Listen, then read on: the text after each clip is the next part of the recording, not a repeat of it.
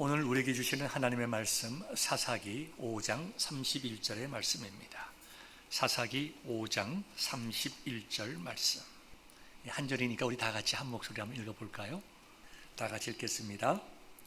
여호와여, 주의 원수들은 다 이와 같이 망하게 하시고 주를 사랑하는 자들은 해가 힘있게 도둠같게 하시옵소서 하니라. 그 땅이 40년 동안 평온하였더라. 하나님의 말씀입니다. 아멘. 우리가 인물을 통하여 배운다. 우리 구약성경 네 번째 시간입니다.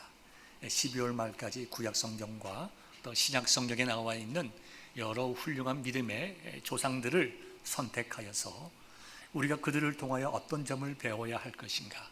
물론 모든 구약의 위대한 신앙의 선배들은 다 하나님께 참 순종하는 분들이고 그들에게 맡기신 사명이 무엇인지 깨달았고 또 그 사명을 위하여 자신의 생명까지도 아까워하지 아니하고 헌신했던 그런 공통점을 가지고 있습니다.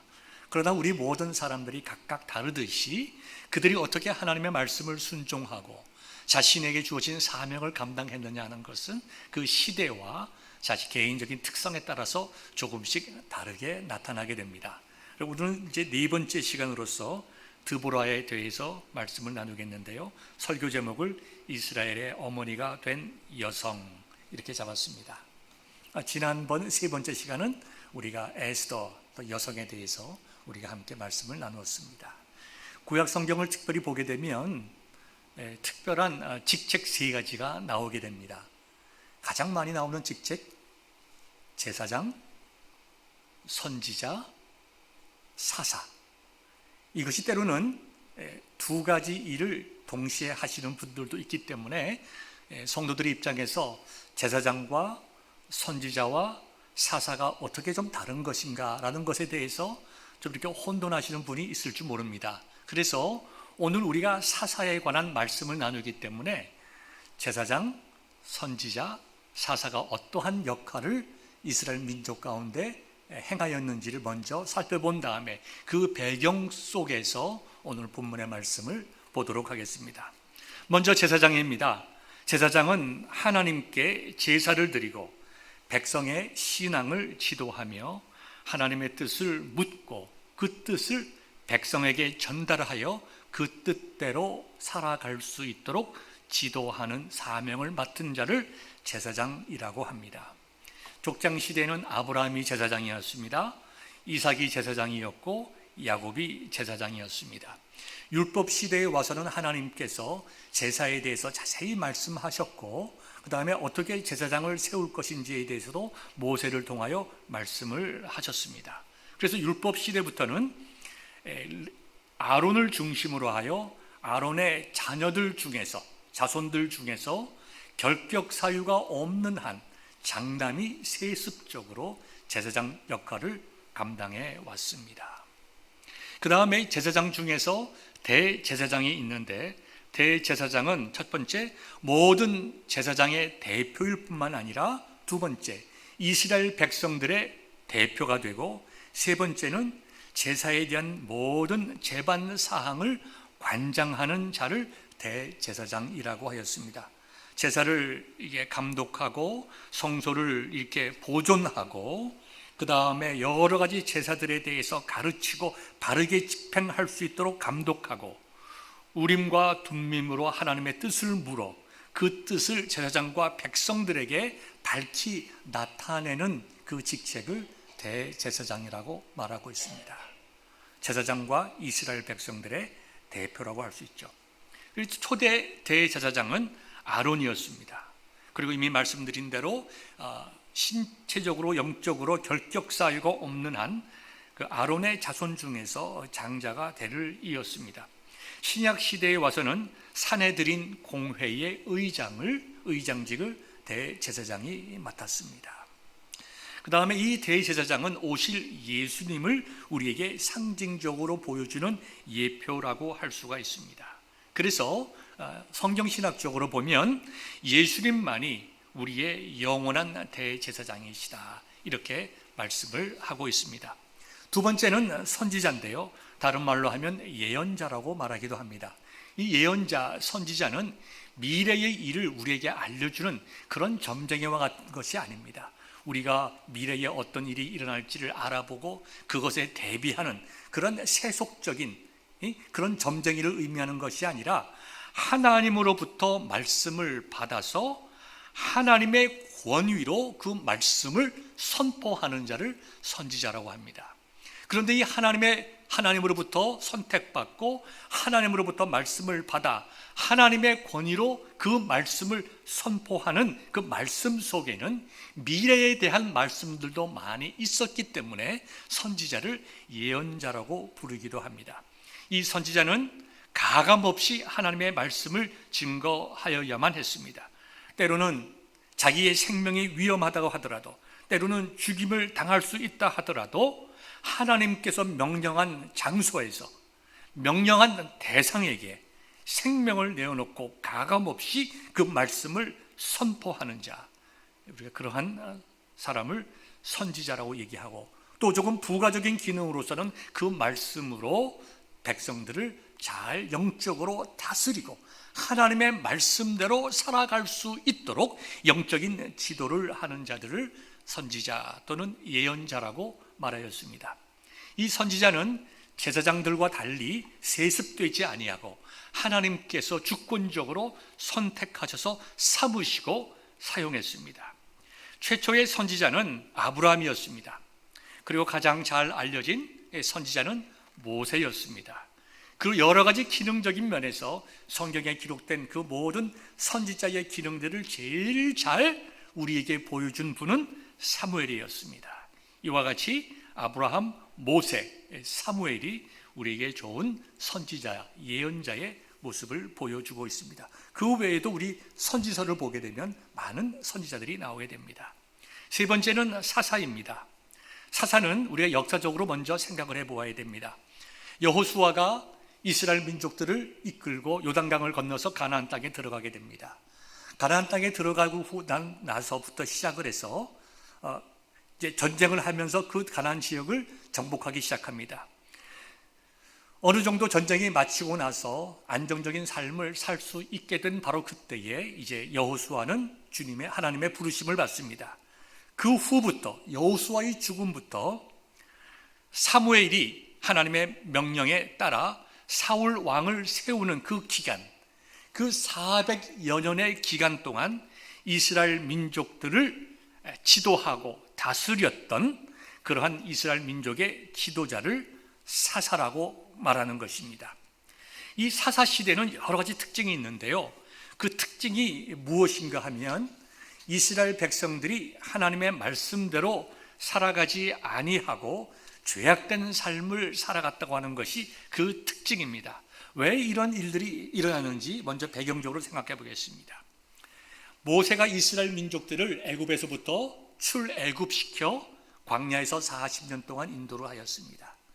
짧은 거리였지만 40년간 시간이 걸린 것은 하나님께서 이스라엘 민족의 뼛속까지 들어가 있던 노예 근성, 하나님을 알지 못한 이방 문화 속에 살아왔던 그 모든 생각과 그 모든 문화들을 광야 40년 기간을 통하여 버리고 온전히 하나님만을 섬길 수 있도록 훈련시킨 그런 장소가 바로 광야 40년이었습니다.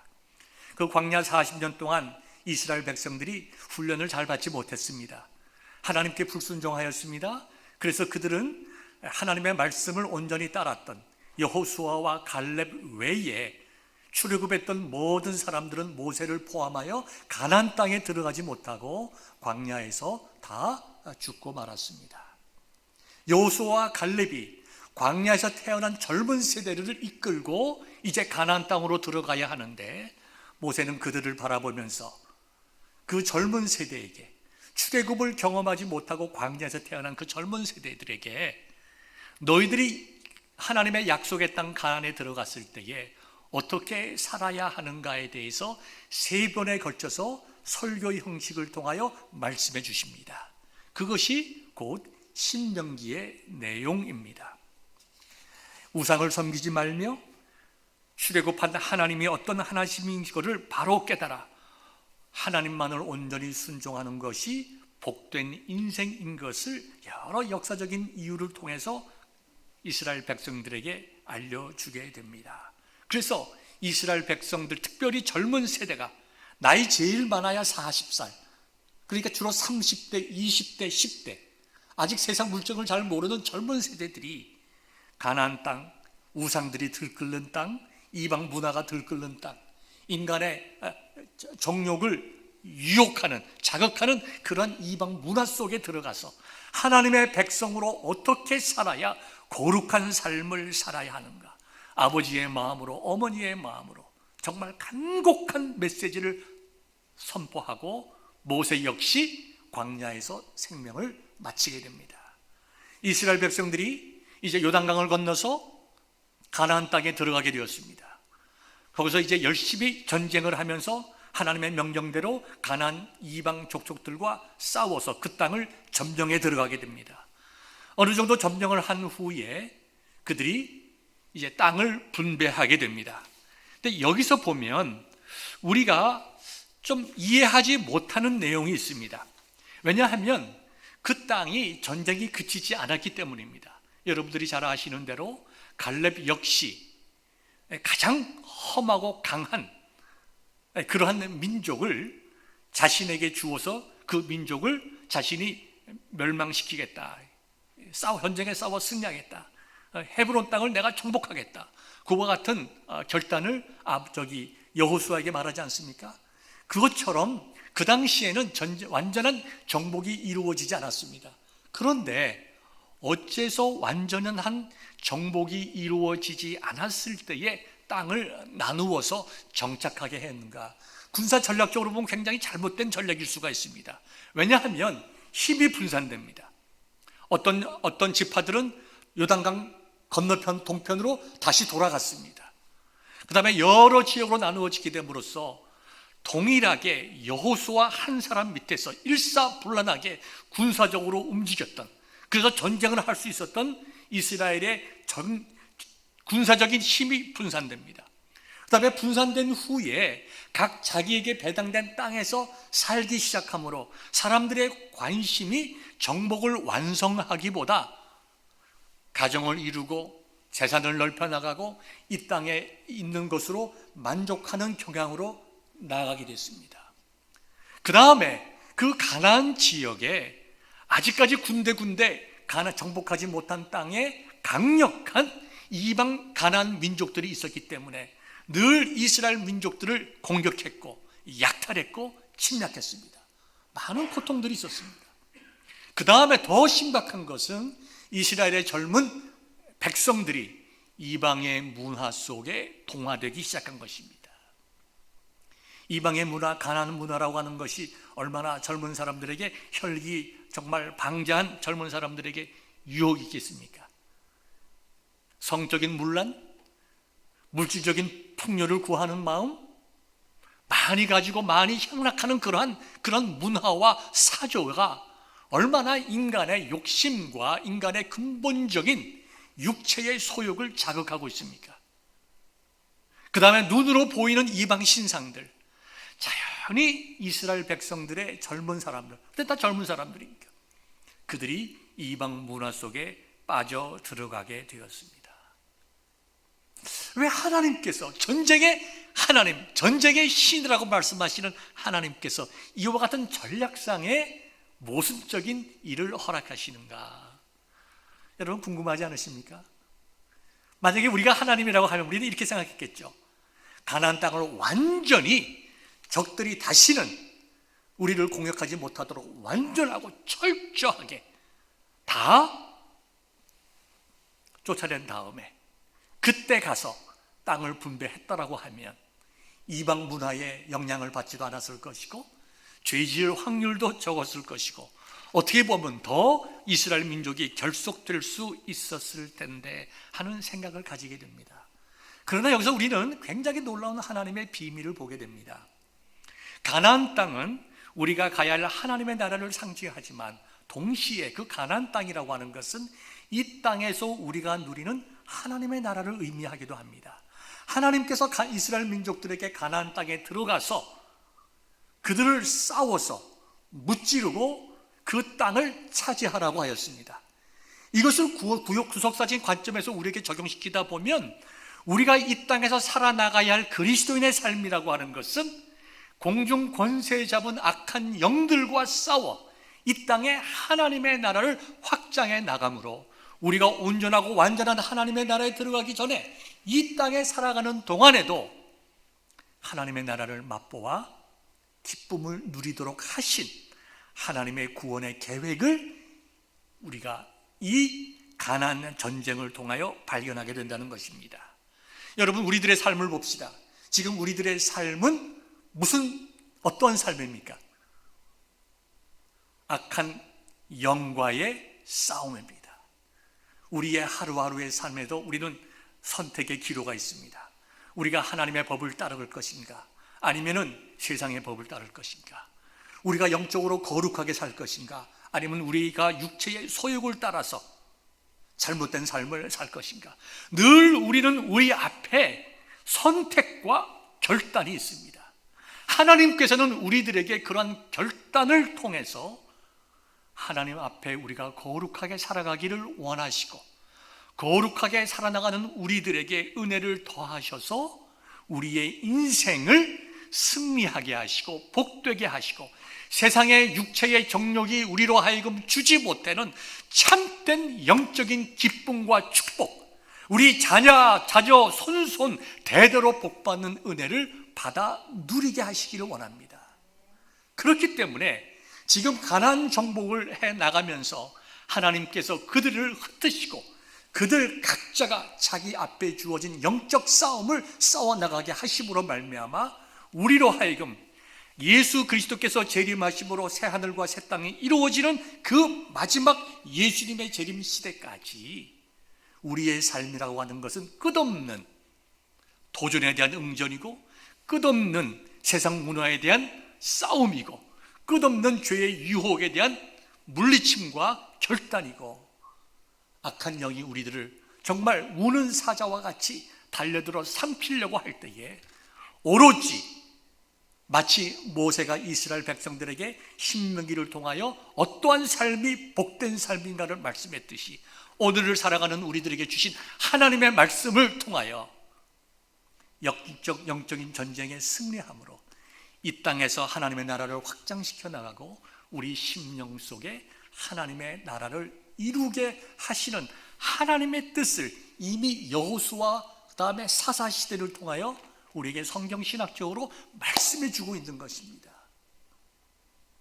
그러면 어떻게 되겠습니까? 이스라엘 백성들이 각자가 나누어진 그 땅에서 가족은 가족대로, 지파는 지파대로 하나님 잘 섬기고, 그 다음에 그들의 자녀들이 이방의 문화 속에 동화되지 않도록 믿음으로 자녀들을 양육해 나가고 하나님의 말씀을 지켜나감이 복받는 길인 줄 알아 믿음의 길을 살아나가야 했던 것입니다. 그런데 여호수아가 죽은 다음에 그 약 400년 동안의 사사 기간 동안의 특징을 보면 여러분들이 이미 잘 알고 있는 것과 같이 사이클을 그리고 있습니다. 하나님의 은혜 가운데 있었으나 이스라엘 민족들이 세상을 하나님보다 더 사랑해서 세상의 문화를 동경하게 되고 인간의 육체적인 욕망을 따라 삽니다. 그래서 이 땅에서 많이 가지고 많은 쾌락을 누리고 살아가기 위해서 눈에 보이는 우상을 섬기며 하나님을 떠나가게 됩니다.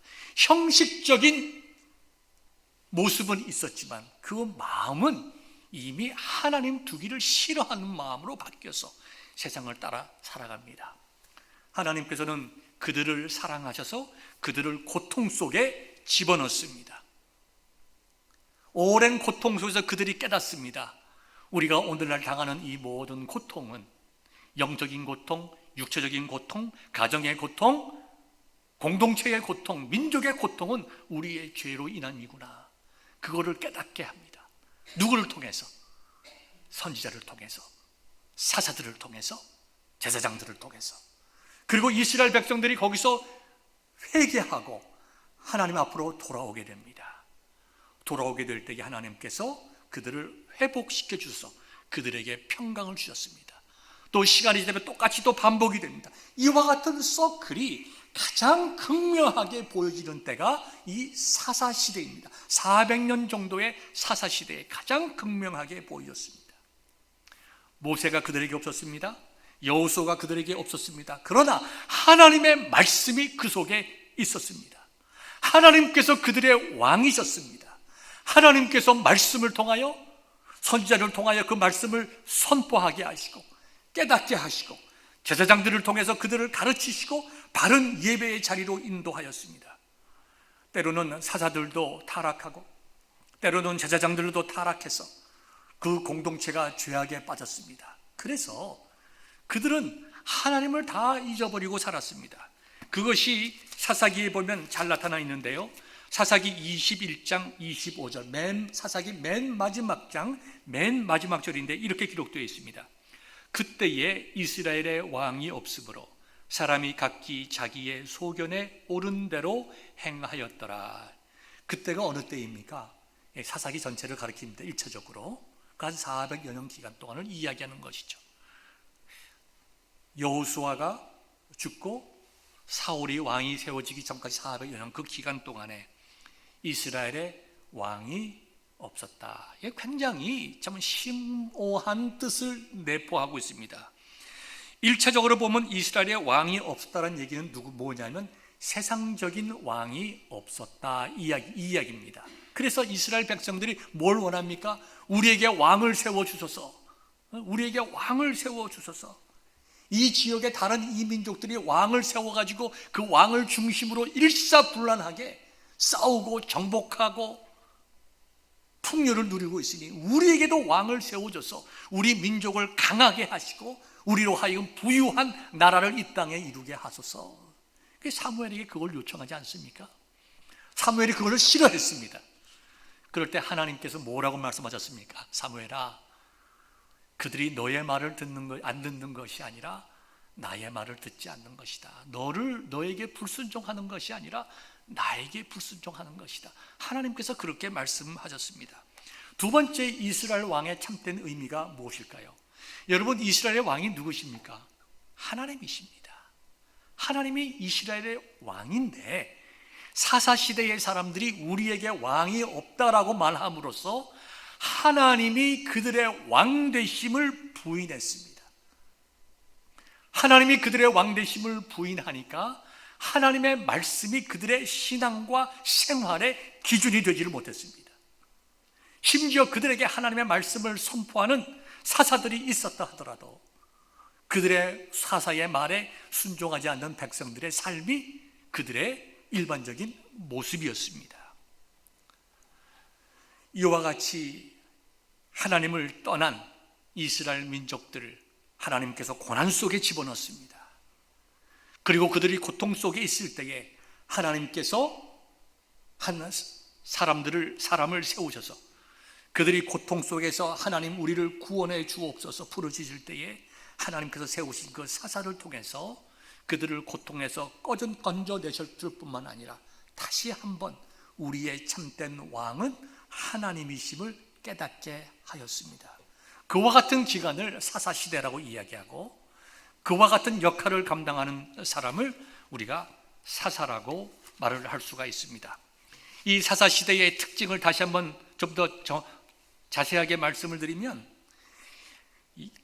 여호수아가 죽은 후에 여호수아만큼의 강력한 지도자들이 없어서 사람들이 자기의 생각에 좋은 대로 살았다. 여러분, 여호수아가 누굽니까? 갈렙이 누굽니까? 하나님의 약속의 말씀을 굳게 믿고 그것을 위하여 생명을 내어놓았던 영적 리더였습니다. 그와 같은 리더가 없으니까 하나님의 말씀이 강력하게 선포되지 못하고 결국 사람들은 여기다 우리가 21장 25절대로 모든 기준과 판단이 내가 좋으면 된다, 나에게 유익되면 된다, 자기 생각에 좋은 대로 행하였더라. 자기가 살고 싶은 대로 하나님의 말씀만이 우리의 신앙과 생활의 유일한 기준인데 그 말씀이 없으니 그들의 생각에 좋은 대로 살았다는 것입니다. 그래서 가나안 땅 원주민들의 타락한 우상과 그 문화 속에 깊이 빠지고 악습을 행하게 되고 특별히 바알을 숭배하게 되었습니다. 바알은 뭘 상징합니까? 힘과 풍요를 상징합니다. 세상적인 가치를 따라갔다는 것입니다. 그 다음에 이방 족속들과 혼인함으로 이방의 우상의 문화들이 그대로 자녀들의 가정 속에 들어왔다는 것입니다. 바른 이 신앙의 교육이 있을 수가 없었습니다. 이렇게 되다 보니까 점점 하나님이 없는 시간들이 지나가게 되고 하나님을 떠나게 되었다는 것입니다. 오늘 본문의 말씀으로 돌아가 봅시다. 사사기 5장의 말씀인데요, 사사기 4장부터 보겠습니다. 오늘 우리가 함께 나눌 사사 드보라는 사사기에 나와 있는 12명의 사사 중에 한 분입니다. 12명의 사사도 대사사와 소사사, 특별히 이스라엘 민족에 큰 유익을 끼친 6명의 대사사가 있고 그렇게 별로 영향을 끼치지 못한 소사사가 있는데, 이 드보라는 6명의 대사사 중에 들어가는 탁월한 지도자였습니다.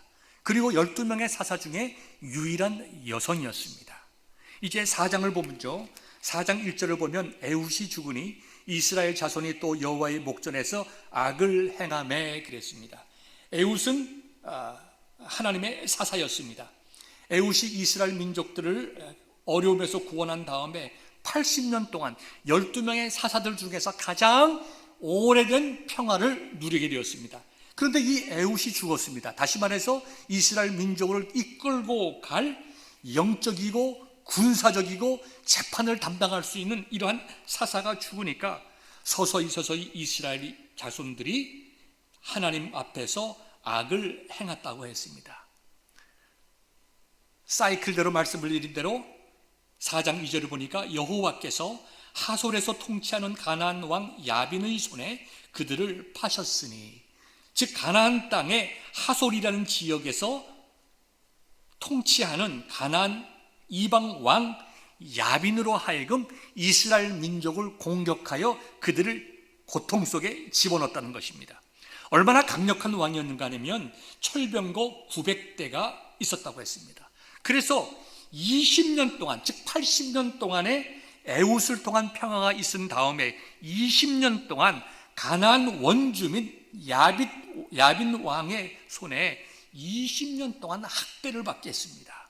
3절 보니까 철병거 900대나 있는 굉장히 강력한 군대 밑에 20년 동안 학대를 받았으므로 이스라엘 자손이 여호와께 부르짖었도다. 하나님, 우리가 잘못했습니다. 하나님, 우리가 하나님 앞에 죄인입니다. 여러분 생각해 보십시오. 하루가 아닙니다. 열흘도 아닙니다. 1년도 아닙니다. 20년 동안 고통스러운 학대를 받았다는 것입니다.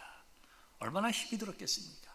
여러분, 한편으로 보면 이스라엘 민족이 하나님 앞에 얼마나 완악하고 하나님께 회개하기보다 자기의 스스로 문제를 해결하려고 하고 하나님 앞에 자기 죄를 고백하고 하나님께서 도와주심으로 말미암아 참된 평안을 얻기보다 그들의 지략과 그들이 가지고 있는 힘과 그들이 동화되어 있는 이방 신들의 힘을 비르고 여러 가지 인간적인 방법으로 그 문제를 해결하려고 20년간 애썼다는 것입니다. 20년 동안 인간적으로 하다 안 되니까, 세상적인 방법으로 하다 안 되니까 이제는 우리가 할 수 있는 길이 아무것도 없다. 하나님, 정말 우리 찬송을 따르면 천부여 의지 없어서 손들고 옵니다 라는 부들부들한 심령이 되었을 때에 하나님께서 한 사사를 세워서 그로 하여금 회개한 이스라엘 민족들을 가나안 땅 야빈의 손에서 구원하여 내셔서 본문에 기록된 대로 40년 동안 평화를 누리게 하였는데, 그 주역되는 사사가 바로 오늘 우리가 말씀을 나눈 대로 드보라였습니다. 이 드보라가 어떻게 이스라엘 백성들을 구했는지에 대해서는 4장에 나와 있고 5장은 승리의 노래가 됩니다. 드보라는 직접 나가서 군사를 지도하고 싸움을 하지 않았습니다. 그 대신에 드보라는 바락이라고 하는 이스라엘의 군대 장관을 지도하였습니다. 드보라 이제 4장 6절 7절을 보면 드보라가 선지자로서 바락에게 명령을 합니다. 6, 7절 여러분들에게 읽어드리겠습니다. 드보라가 사람을 보내어 아비노함의 아들 바락을 납달리 게데스에서 불러다가 그에게 이르되 이스라엘의 하나님 여호와께서 이같이 명령하지 아니하셨느냐? 너는 납달리 자손과 스불론 자손 10,000명을 거느리고 다볼산으로 가라.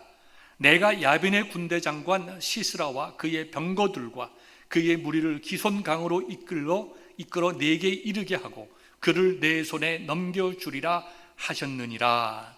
하나님의 말씀을 선포합니다. 드보라는 사사 이전에 먼저 하나님으로부터 부름받은 선지자였기 때문입니다. 드보라는 먼저 사사로 부름받기 전에 선지자로서 하나님의 말씀을 선포하고 백성들을 재판하는 그러한 이미 이스라엘의 선지자로서 영적 지도자였습니다.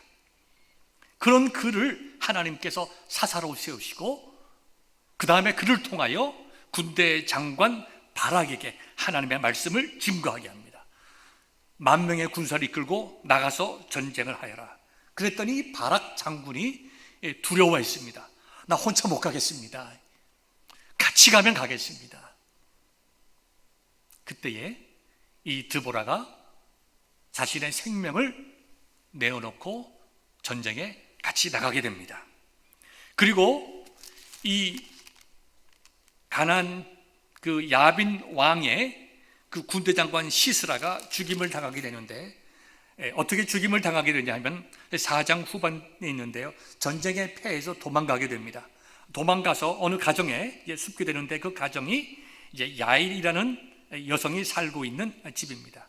그때 집으로 인도해서 이불로 덮어서 숨겨준 다음에 잠시 있다가 물을 달라고 한 후에 할 때에 물을 주게 됩니다. 이제 이 시스라가 이렇게 얘기를 합니다. 사람들이 나를 찾는다고 하면 내가 없다고 하여라. 그리고 피곤하고 지쳐서 깊은 잠이 들었을 때에 이 야일이라고 하는 여성이 말뚝을 가져다가 이 시스라 장군의 이 정수리에 말뚝을 때려 박아서 그를 죽이게 됩니다. 자, 이 사사기 4장, 5장 이 두 장만 이 드보라가 나오는데요. 특별히 두 여성이 나옵니다. 드보라 역시 사사로서 그 다음에 선지자로서 이스라엘 민족들을 사랑하고 자신을 들여 헌신했던 사람이고 또 이 야일 역시 여성이 어떻게 그렇게 어떻게 보면 남자들도 하기 힘든 자는 사람의 이 정수리에다가 말뚝을 때려 박아서 그 적장을 죽이는 일까지 이렇게 나타나게 됩니다. 이러므로 그 야빈 왕의 모든 군사들을 물리치고 난 다음에 5장에 보면 기쁨과 감사의 노래가 있는데요.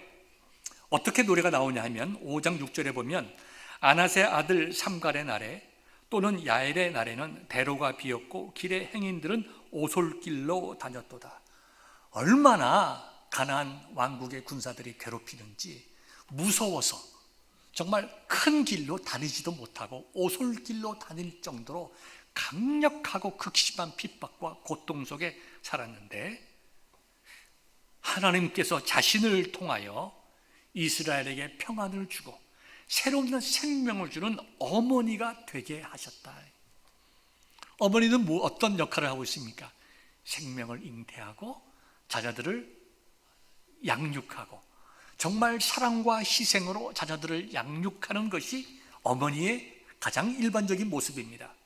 그래서 드보라는 자신을 이스라엘 민족의 어머니라고 자신을 노래했다고 하는 것은 하나님께서 자신을 이스라엘의 어머니처럼 자신을 사용하셔서 이 민족을 새로운 삶을 살아갈 수 있도록 생명을 주는 것과 같은 새로운 삶을 살아가게 하시고 자신의 섬김과 희생과 사랑을 통하여 이 민족들을 구원하셨다라고 하는 것이 지금 노래인 것입니다. 그리고 5장 9절에 보니까 내 마음이 이스라엘 방백을 사모함은 그들이 백성 중에서 즐거이 헌신하였음이니 여호와를 찬송하라. 이 드보라가 여성이지만 그 당시에 그 가부장적인 사회 속에서 리더십을 발휘해서 이스라엘 민족들의 마음을 모으고 뜻을 모으고 힘을 모아서 만명의 군사력을 새롭게 조직해서 전쟁에 나가 승리하게 하셨다라는 것입니다. 그러면서 맨 마지막 오늘의 본문의 말씀이죠. 31절입니다. 여호와여, 주의 원수들은 다 이와 같이 망하게 하시고 주를 사랑하는 자들은 해가 힘있게 도듬갑게 하시옵소서. 해가 아침에 힘있게 돋아나는 것처럼 찬란한 밝음을 비추고 정말 생명을 주는 것과 같이 태양이 나오듯이 하나님 이 민족을게 은혜를 베풀어 주시어서 새롭게 하시고 힘있게 하옵소서. 이렇게 노래했습니다. 이 드보라의 역할을 통하여 드보라 시대 40년 동안 이스라엘 민족에게 더 이상 전쟁이 없이 평안을 누리게 되었다라고 하는 것이 오늘 우리 본문의 말씀입니다. 저는 이 드보라의 삶을 통하여 몇 가지 나누고 싶은 말씀이 있습니다. 사실 드보라가 어떠한 인물이었고 정말 어떠한 역할을 했는지 성경에 특별히 기록되어 있는 것이 없습니다. 드보라가 선지자였다. 선지자로서 재판하는 재판관이었다. 그 다음에 하나님께서 그를 사사로 세우셨다. 그가 직접 전쟁을 나가지 아니하고 바락이라는 군대 장관을 지도하여서 이스라엘 민족들을 승리하게 하는데 그 과정 속에서 이스라엘 민족들로 하여금 정말 하나님을 다시 한번 바라보고 자신의 지도력을 발휘하여 따라오게 하였다. 그리고 그 승리를 노래하였다. 이와 같이 위대한 12명의 사사 중에서 유일한 여성 사사로서, 그 다음에 6명 중에 대사사로서, 그리고 사사며 동시에 선지자인 이 드보라에 대해서 성경은 많은 말씀을 하고 있지 않습니다. 어떤 결과적인 몇 가지 말씀만 하고 있습니다. 그러나 짧은 기록, 사사기 4장과 5장 그 두 가지만 나오는, 두 장에만 나오는 드보라이지만 우리가 이것을 통해서 분명히 깨달아야 될 말씀이 있다는 것입니다.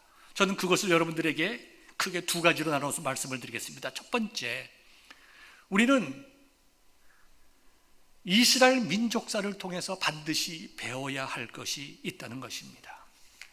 우리가 이스라엘의 육체적으로 볼 때 이스라엘 민족이 아니고 역사적으로 볼 때 살아나가는 시대가 다르지만 하나님의 원리는 과거와 현재와 미래 동일합니다. 그래서 이 민족의 고난과 승리의 역사 속에서 우리가 분명히 깨달아야 할 일이 있다는 것입니다.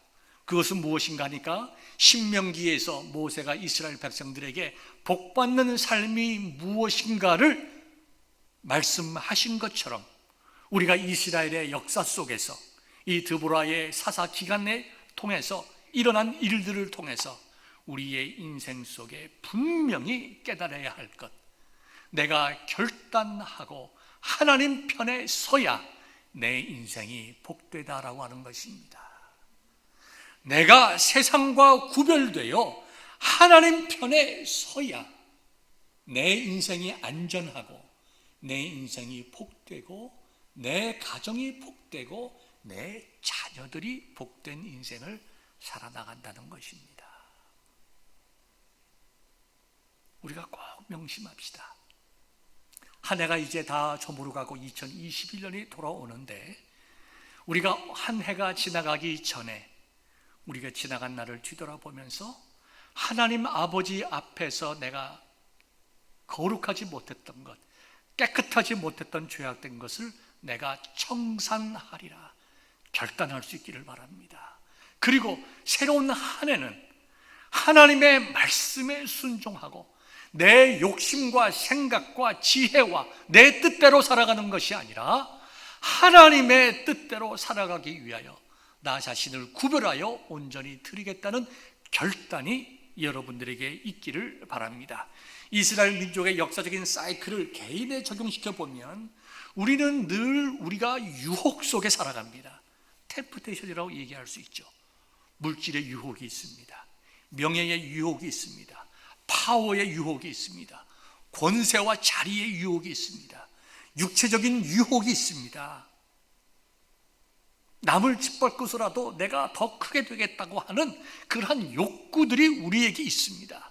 우리 인간들은 그러한 욕구들을 결코 피할 수가 없습니다. 우리는 죄인들이고 우리의 마음속에는 그와 같은 죄성들이 있기 때문입니다.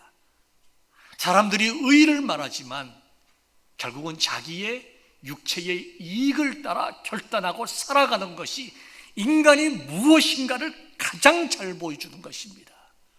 그런데 날마다 그와 같은 삶으로 유혹하는 것이 우리 앞에 있습니다.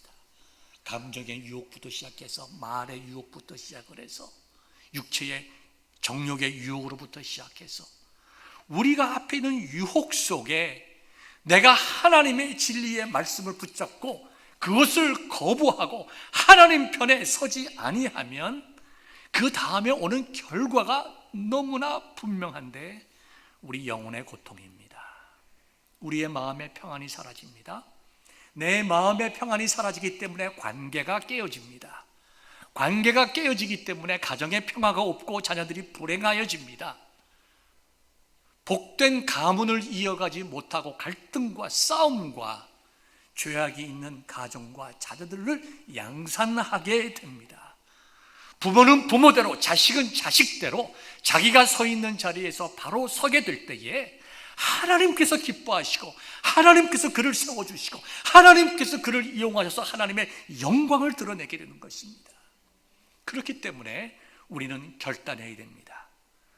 내 욕심이 여기서 나를 유혹하고 내 욕심이 나를 부르지만 세상 사람 얘기할 것이 없습니다. 모든 욕심의 근원은 자기 자신입니다. 그러나 내가 거기에 넘어져서 내 영혼의 고통을 받으며 나로 인하여 다른 사람이 고통을 받으며 나로 인하여 내 자녀들이 고통을 당할 것인가? 내가 하나님 옆에 바로 섬으로 사람들과의 관계가 화목하게 되고 내 자녀들이 나를 보고 배워서 믿음의 길을 가게 되고 복된 가문을 이룰 것인가? 우리 앞에 유혹이 있을 때에 우리는 그런 유혹을 이길 수 있도록 분명한 믿음의 고백과 그 믿음대로 살아내는 하나님 말씀과 하나님께 대한 순종과 충성이 우리에게 있어야 합니다. 그 다음에 우리가 2020년을 뒤돌아보면서 하나님 앞에 죄악된 것이 있다고 하면 이 한 해가 다가기 전에 이스라엘 백성이 부르짖었던 것처럼 20년 동안 해보다가 결국은 우리가 할 수 없음을 깨닫고 하나님 앞에 꼬꾸라지는 것처럼 우리 자신들이 하나님 십자가 밑에 하나님 앞에 주 예수 그리스도의 십자가의 보혈 밑에 엎드려 하나님 내가 죄인입니다. 나를 불쌍히 여기시고 용서하여 주옵소서. 내가 영적으로 나태해지지 않게 하시고 영적으로 깨어있게 하옵소서.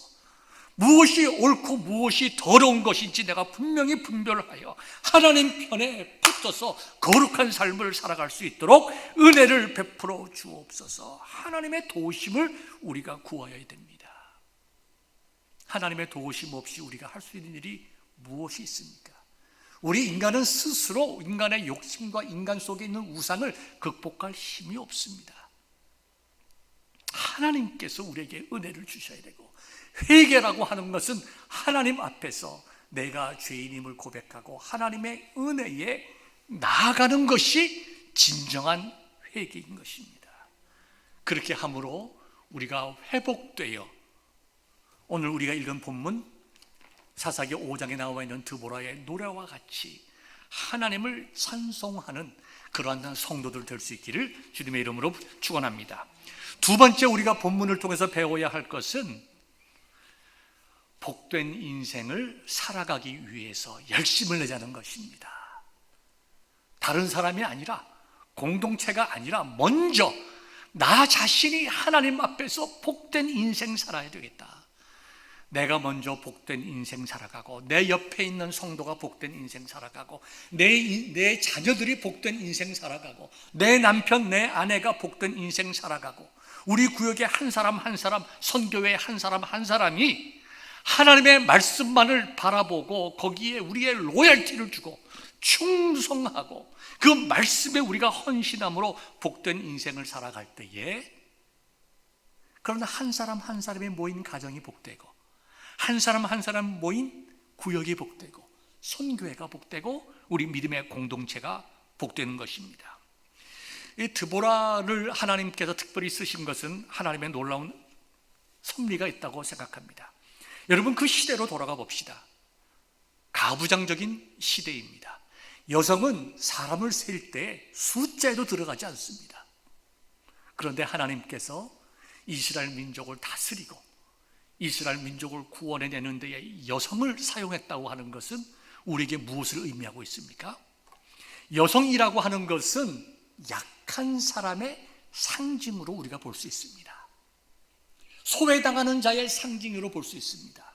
기대하지 아니하는 사람들의 상징으로 볼 수 있습니다.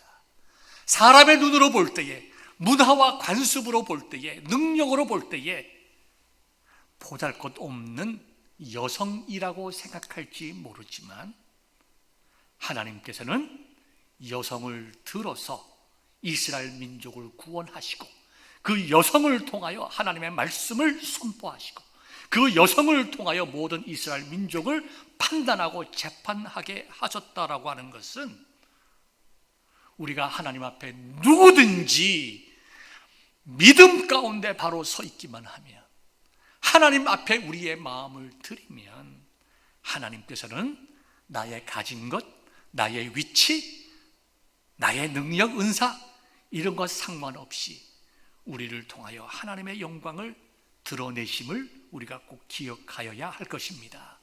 사람들은 하나님께서 우리와 같이 해주시길 원합니다. 하나님, 우리와 함께 하옵소서. 내 비즈니스에 함께 해주시고, 우리 자녀들과 함께 하시고, 우리 인생 속에 함께 하옵소서.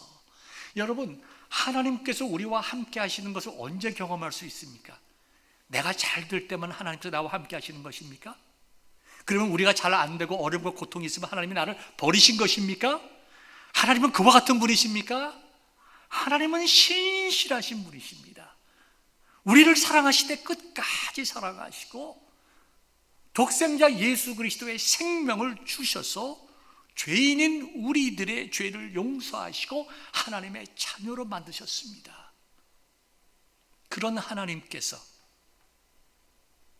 우리의 기준대로, 우리의 생각과 판단대로 우리와 함께 하시다가 우리와 함께 하시지 않다가, 우리를 구원하셨다 우리를 버리셨다가 사람처럼 아침과 저녁이 변하는 그런 마음을 가지신 분이 결코 아니십니다. 하나님은 신실하십니다.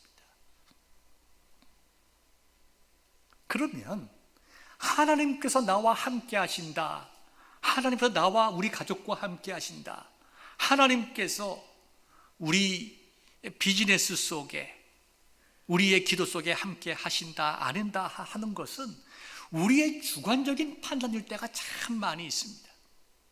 그런데요, 아주 객관적으로 하나님께서 나와 함께 하신다를 알 수 있는 유일한 아주 좋은 길이 있습니다. 그것은 하나님께서 나를 사용하실 때입니다. 내가 기쁘든지 슬프든지, 내가 부유하든지 가난하든지, 내가 건강하든지 병들었든지, 하나님께서 나를 사용하고 계시다라고 하는 깨닫는 그때, 우리들은 하나님께서 나와 함께하고 계심을 무엇보다도 분명하게 알 수가 있는 것입니다. 여러분, 사사기 5장에 나와 있는 드보라의 노래를 한번 읽어보십시오. 얼마나 아름답고 복된 노래인가. 마치 이스라엘 백성들이 홍해를 건넌 후에 모세의 노래가 있지 않습니까? 그것처럼 적군을 물리치고 노래한 그 드보라의 노래를 여러분 한번 읽어보시기 바랍니다. 하나님께서 우리와 함께 하셨다. 내가 하나님의 쓰임받은 하나님의 종이다.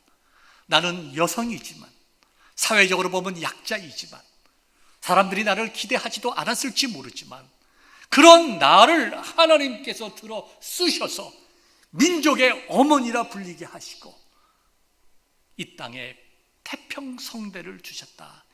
이것만큼 기쁘고 감사한 일이 어디 있으며, 이것만큼 하나님께서 나와 함께 하심을 나뿐만 아니라, 우리 자신뿐만 아니라 세상에 선포하는 일이 될 수가 있겠습니까? 그러므로 사랑하는 성도 여러분, 우리 자신들이 하나님 앞에서 복된 인생 살아가기 위하여 우리가 애쓸 수 있기를 바랍니다. 하나님, 제가 여기 있습니다.